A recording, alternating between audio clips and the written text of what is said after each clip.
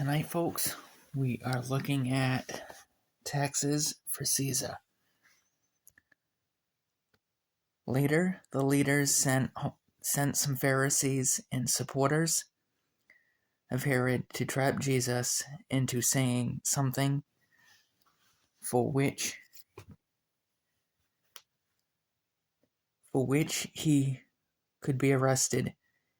"Teacher," they said, "we know how honest you are.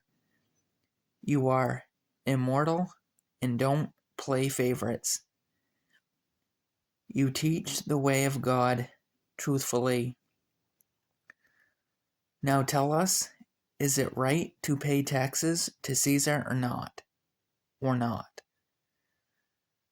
Should we pay them or shouldn't we?"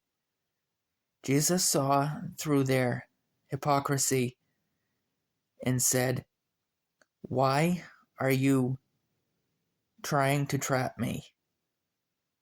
Show me a Roman coin, and I'll tell you."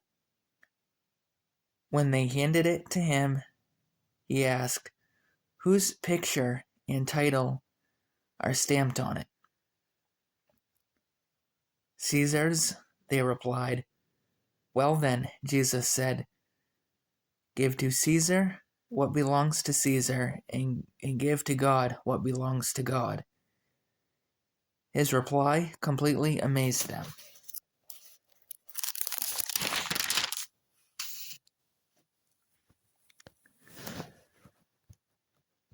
Discussion about resurrection. Then Jesus was approached by some Sadducees, religious leaders who say there is no resurrection from the dead. They posed this question: "Teacher, Moses gave us a law that if a man dies leaving his wife without children, his brother should marry the widow and have a child who will carry on the brother's name. Well, suppose there were 7 brothers. The oldest one married and then died without children, so the second brother married the widow, but he also died without children. Then the third brother married her.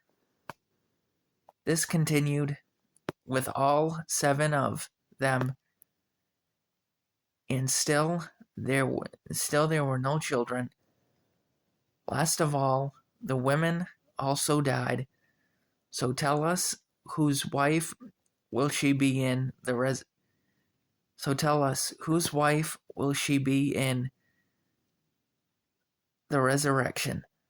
For all 7 were married to her." Jesus replied, Your mistake is that you don't know the scriptures and you don't know the power of God. For when the dead rise, they will neither marry nor be given in marriage. In this respect, they will be like the angels in heaven. But now, as to whether the dead will be raised, haven't you ever read about this in the writings of Moses? In the story of the burning bush, long after Abraham, Isaac, and Jacob had died, God said to Moses, "I am the God of Abraham,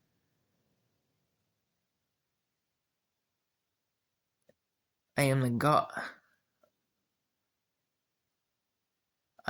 God of Abraham, so